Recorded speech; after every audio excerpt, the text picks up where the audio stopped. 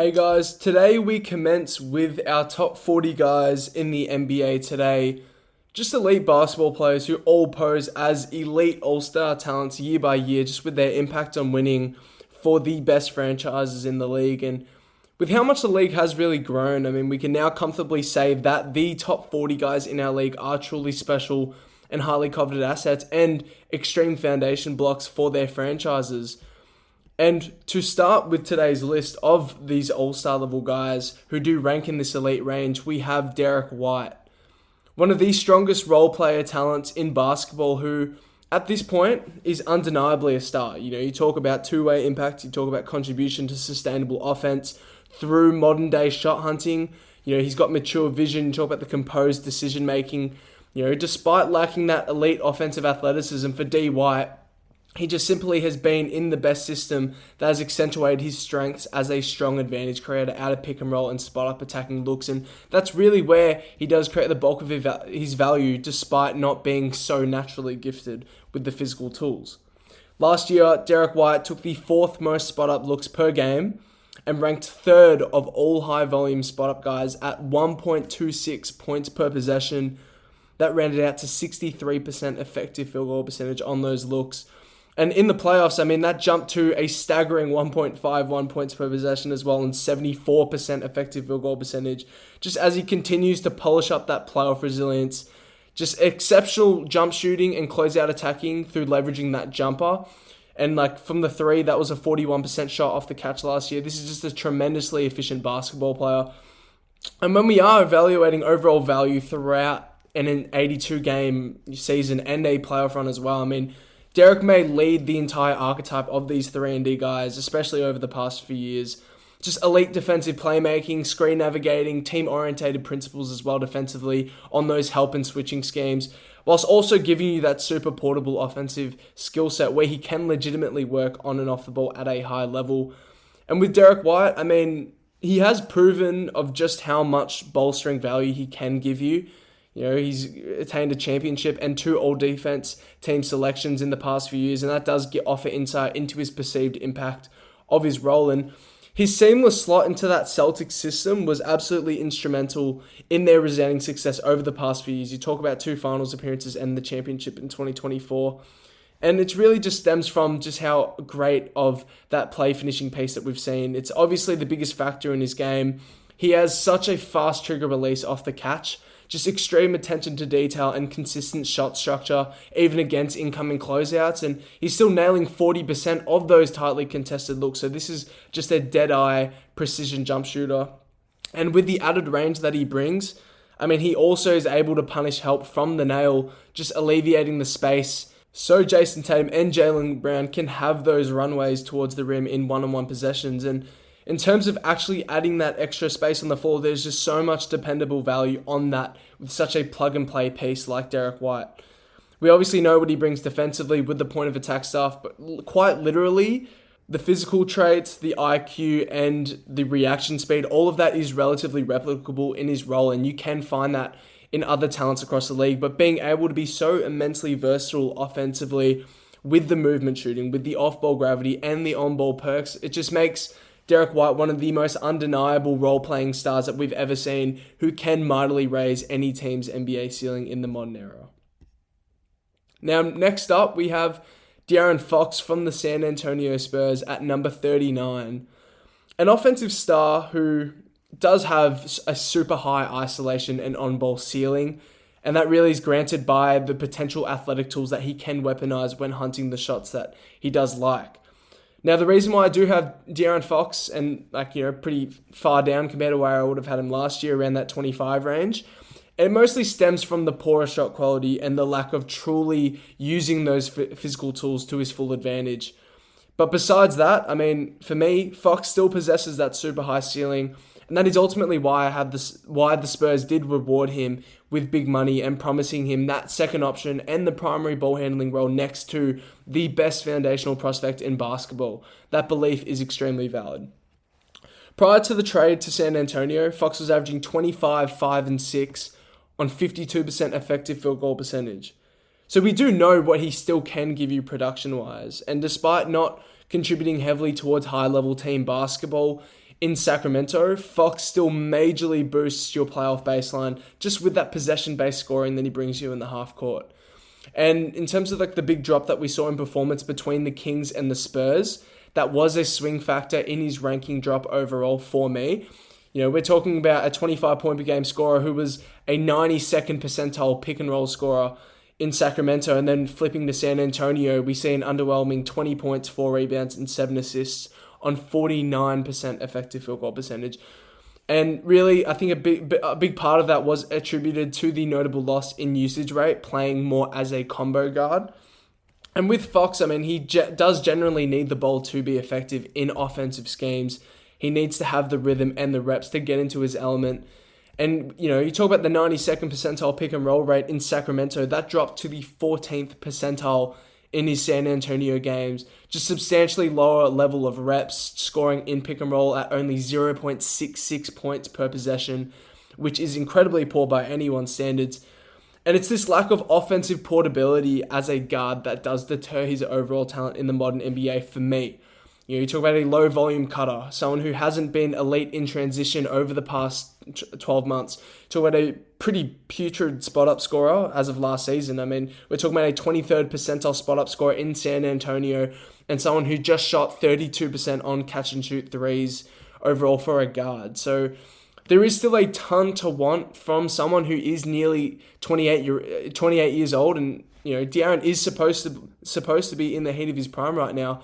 And if so, I mean, it's just a little overwhelming for what we'd hope the Spurs would be able to get to pair with Victor Wembanyama if this is the absolute cap ceiling that we're going to get from De'Aaron.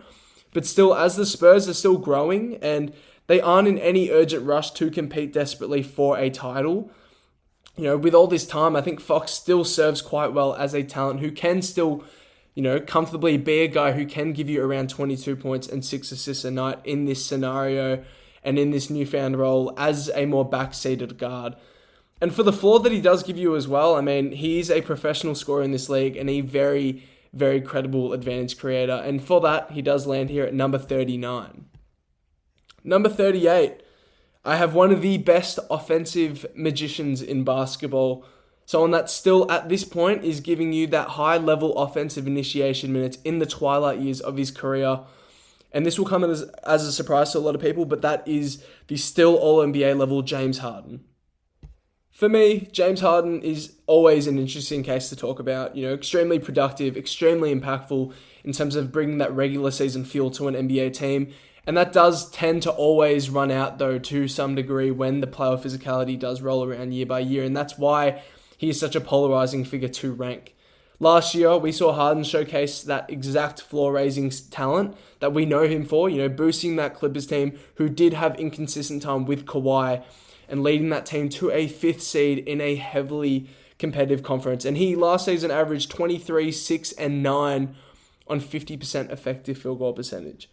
In terms of the everlasting pace control over the game, that is the biggest and maybe the most valuable thing that James Harden brings for a regular season team in terms of harnessing the offensive control of games. And for his role, having that sort of box creation matched with the tempo manipulation, it's just so impressive and valuable for these teams, especially for the Clippers who did lack a fair amount of offensive skill. You talk about a lineup that did have Derrick Jones Jr. and Chris Dunn in the starting lineup for most of the season. You know, James still brings that strong frame that he always has. You know, it just allows him to protect his body, but also it allows him to have these powerful blow-bys where his downhill pressure is still a factor in this game. And the real reason for Harden's drop is really to do with just the execution and the shot polish at this point.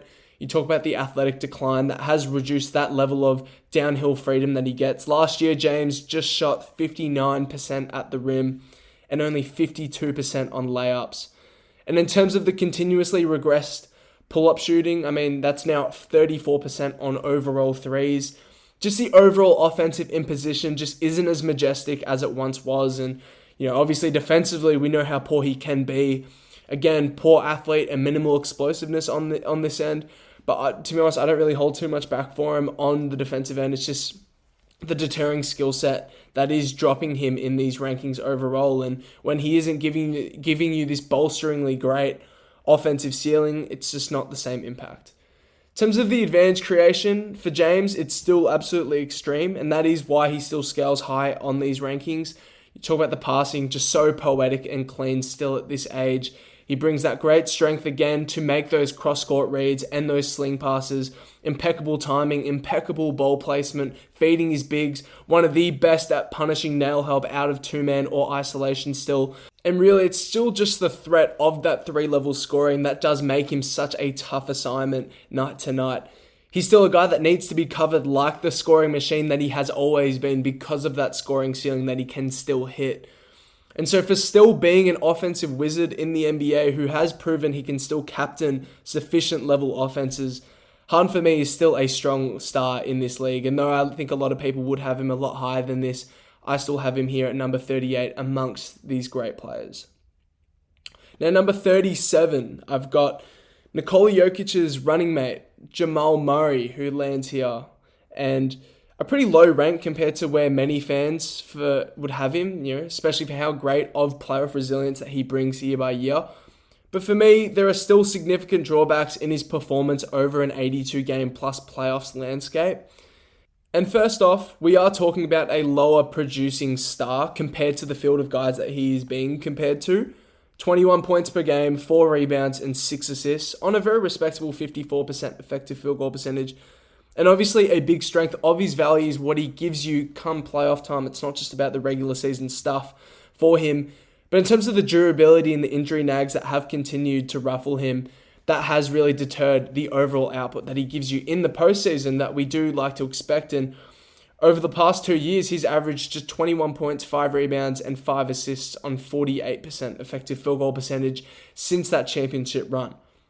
And so from the stacking up issues that do stem from the conditioning, Jamal just simply isn't offering consistently top-tier all-star level aggregate seasons from the 82 in the playoffs anymore. And he hasn't exactly popped as a surging, high-intensity all-star level regular season performer like we'd hoped he may have. And he still presents pretty mediocre levels of portability as well. And in terms of his situation, I mean, he is being fairly glorified. He's in the absolute picture-perfect scenario for himself, just amongst some extremely valuable and cohesive offensive talent in a system next to the GOAT offensive talent who does give him those innate advantages in involved action. I mean, it's just such a luxury to have that sort of gravity right next to you in any single two-man action that you try to run. Obviously for Jamal though, he is playoff resilient in theory. He does bring a strong body still elite shot making in his arsenal, just great shot hunting tendencies as well, impeccable talent overall as a finisher at the rim with that extremely refined shot polish overall. And when we are talking about offensive versatility, he does, for me, outdo what De'Aaron Fox brings in terms of the general shot making piece. He also does provide substantially more commitment than someone like James Harden, in terms of the DHO foundation with Jokic through movement. Talk about the extra cutting, you talk about the shot variance, you talk about the occasional work out of the post and those relocation tendencies on the floor. So for that part, I know I do knock his portability, and that does come from the conditioning and the lack of explosive speed, but he does weaponize it a lot more than these other more bigger and physical guards around the league. And also, another difference here, I mean, defensively, come playoff time, Jamal still poses very, very solid for someone who is deemed as a liability in this league. Just someone who understands team concepts and was quite serviceable with his positioning and commitment to the Nuggets' highly successful playoff zone coverage. And you can get by building a decent enough defensive point of attack around Jamal Murray. And so for what he does give you, you are getting extremely positive, pristine value in more places than where most of these offensive-orientated pull-up scorers do tend to give you. And so considering that, I do have Jamal Murray here at 37 in front of guys like James Harden and De'Aaron Fox. Now, number 36, I have Alperen Sengun. You know the game already. I mean, high-dose, post-up fulcrum, someone who plays very similar to that of Nikola Jokic and Domantas Sabonis in terms of that archetype, just with the fluid body counters in the post. One of the most exceptionally physical guys in the NBA as well, someone who is happy using those flaring elbows and pure momentum and arm strength to battle and shed for angles and leeway for efficient looks at the rim, and that is why he does rank so highly. Now, for Sengun, It's not really just the shot hunting and the shot quality as such. It's more about the shot touch that needs work, and it still needs a few years of sharpening before he can enter this elite offensive hub range where Sabonis and Jokic do tend to situate themselves on the pure offensive side of the ball.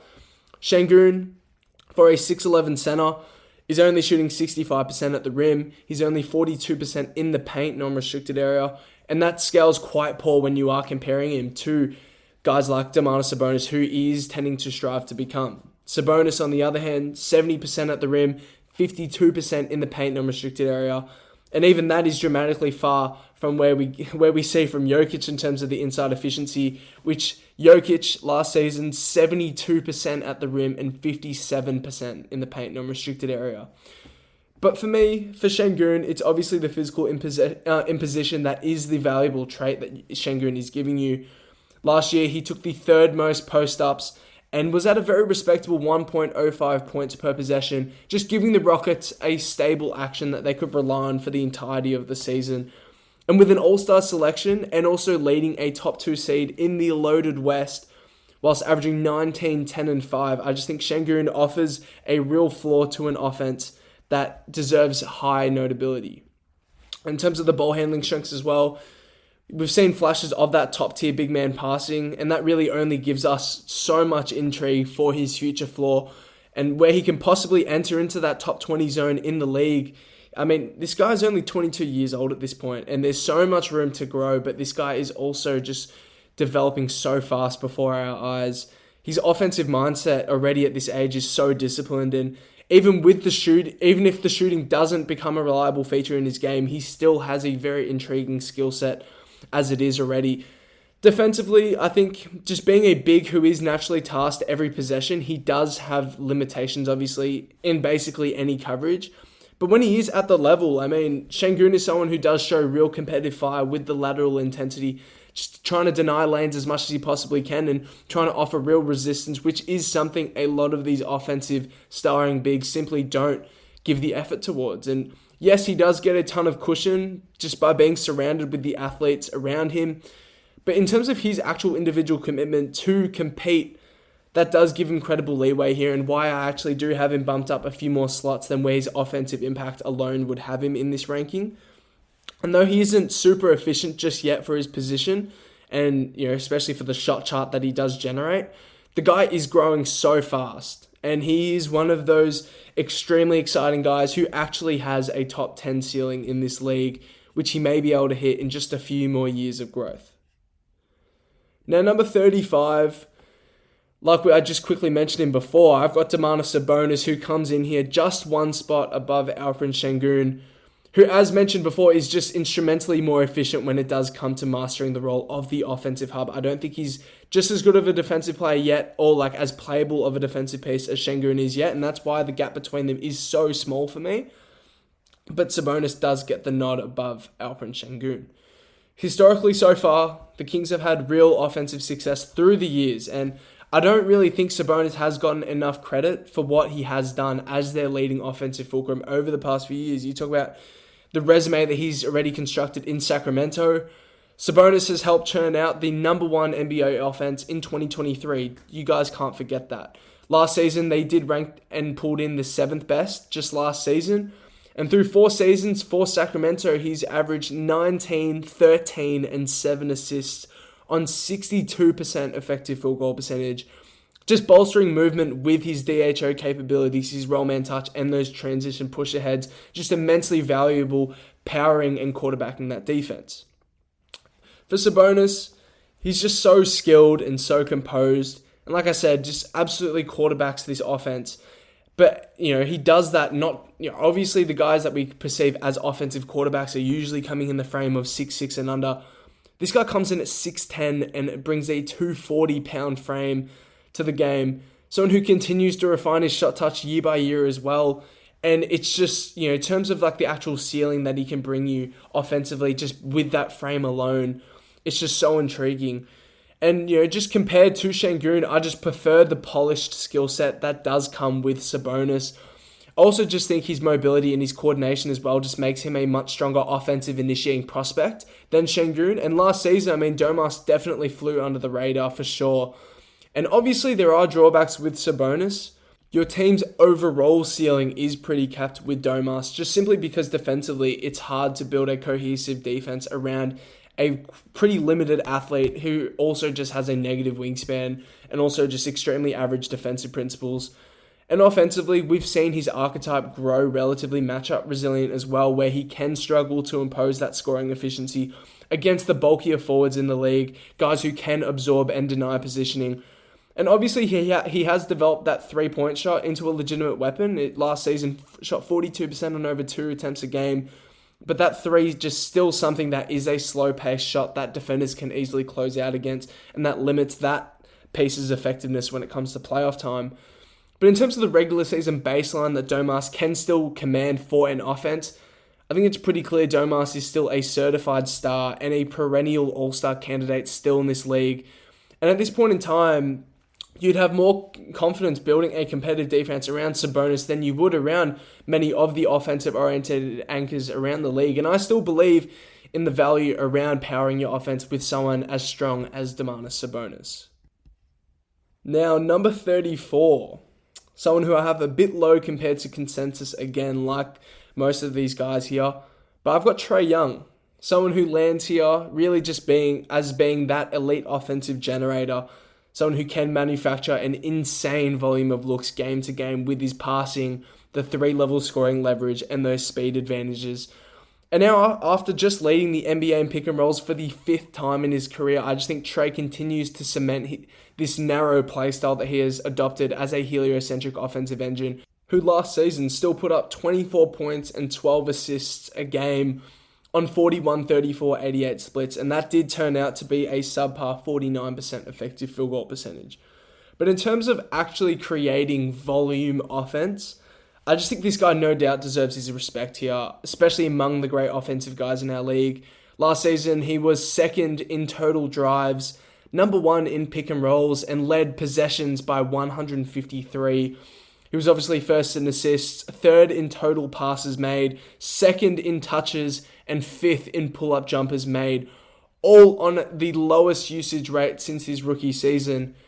And now he is on a pretty mediocre roster construction. Obviously, Trae has proven just how talented he really is in this situation, just single-handedly willing the Hawks to a 17th ranked offense.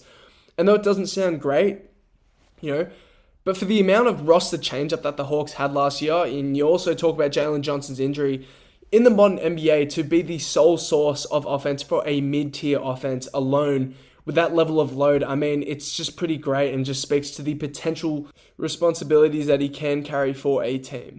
And yes, I do have him fairly low, especially where most people would have him.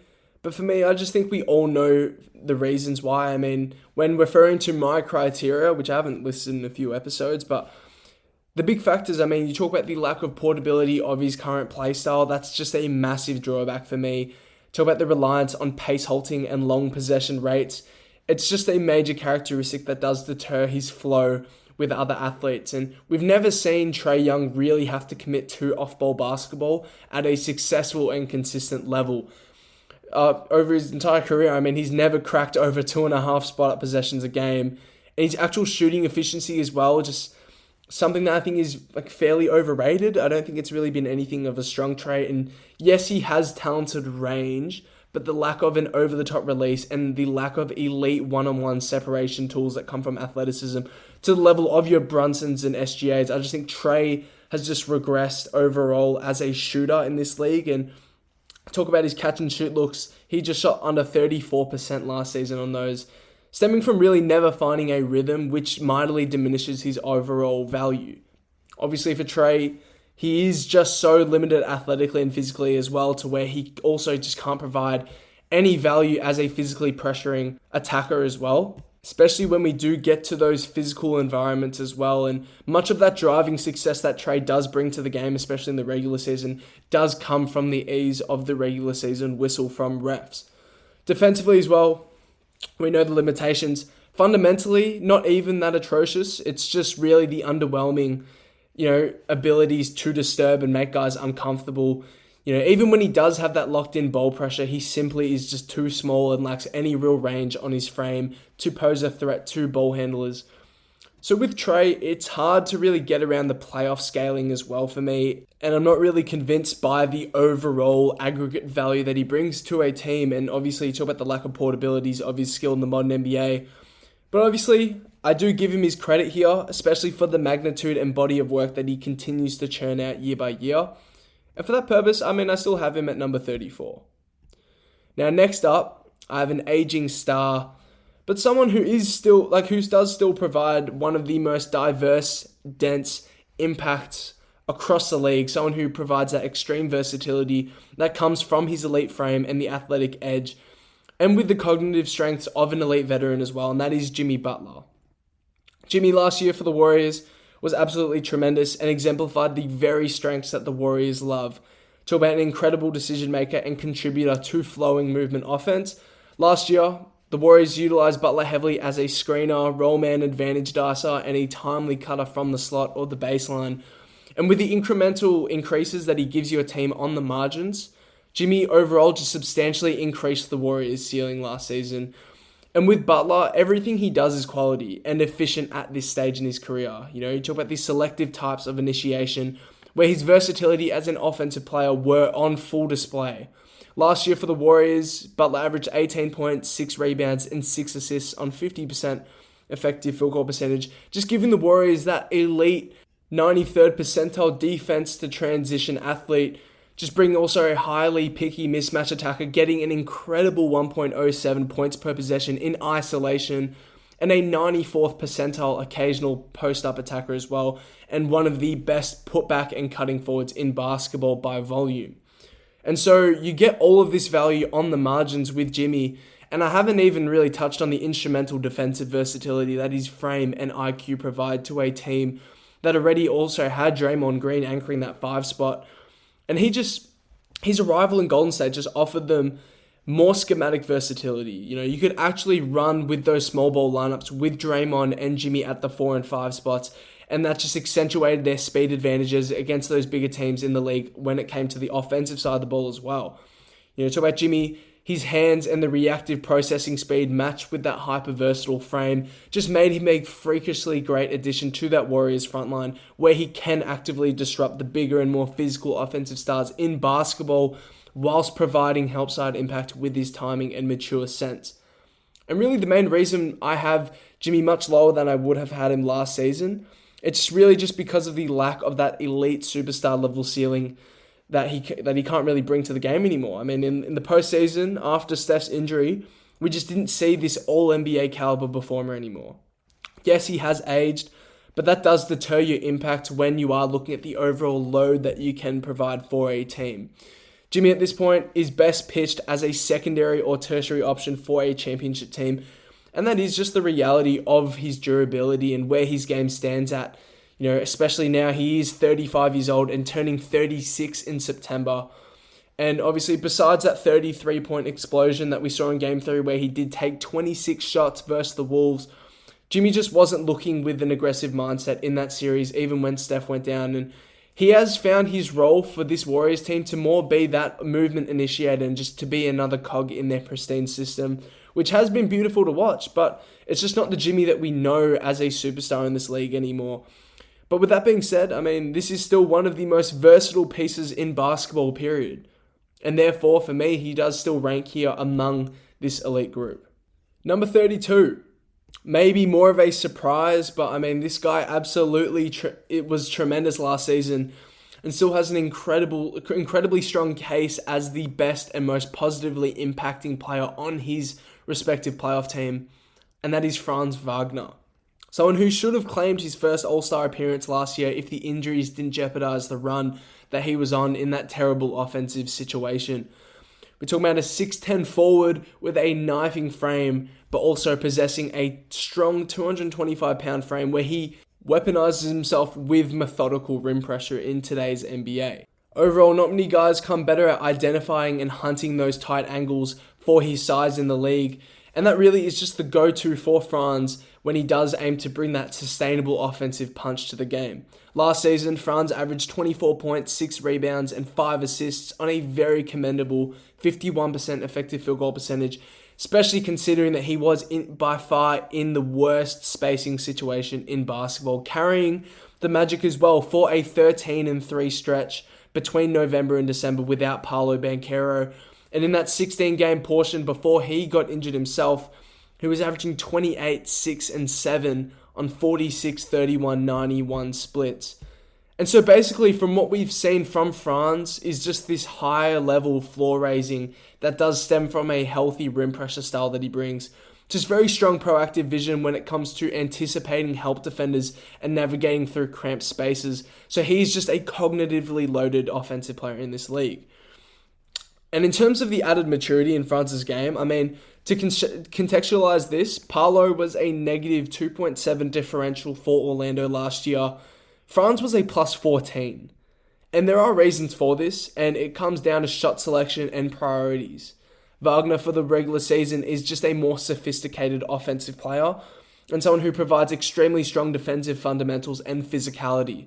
I mean, this guy just someone who brings tremendous effort, instincts, and understands how to physically disturb a multiple of different archetypes, just tracking movement well, blending that mobility and strength with the rangy frame to offer minutes ranging from being a wing stopper to actually being a serviceable big man, guarding pick and roll and actively shutting down advantages with his switching capabilities.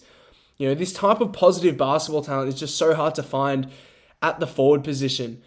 But in terms of the actual play style centered around hunting optimal looks within the paint, I mean, Franz is just someone that asserts himself as one of the best overall forwards in basketball. You know, when you're talking about the stride length, you know, you talk about the shot touch, you talk about the angle manipulation, you talk about the footwork patterns. It's just so absurdly great. And from everything that he has achieved last season, Franz Wagner for me deserves this slot here without a doubt. Now, to finish off today's ranking, we have someone who has dropped more within just the past few months itself. And I'm referring to the fact that I had this guy as a certified top 25 player in the league prior to the health going immensely downhill, which we saw in the postseason, and that is Kristaps Porzingis' case. Kristaps, for me, still ranks extremely high, probably higher than what most people do have him, and that's really just because the skill set and frame that he brings is just such a commodity that even in the modern NBA, it's just still so hard to find a player like Kristaps, and there may still not be a player as refined as he is at the moment. KP last year, during the regular season, posted exceptional numbers. 20 points, 7 rebounds, and 1.5 blocks per game on 48, 41, 81 splits in 42 games for the Boston Celtics, just leading the league in post-up efficiency once again. But in terms of just the staggering margin that he also led this post-up mark as well, he scored the ball out of the post at 1.19 points per possession. Second place was Jonas Valanciunas at 1.12 points per possession. And these are for guys to have at least 100 or more post-ups last season.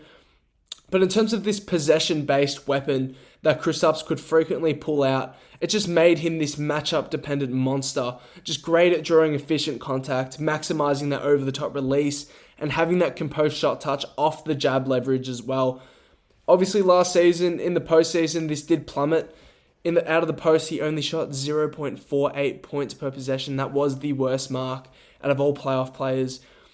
Except for that though, man, I do just believe that significant drop was attributed to the illness that he was dealing with towards the back end of last season. In terms of KP at his normal health, I mean, he's still one of the most valuable bigs in basketball.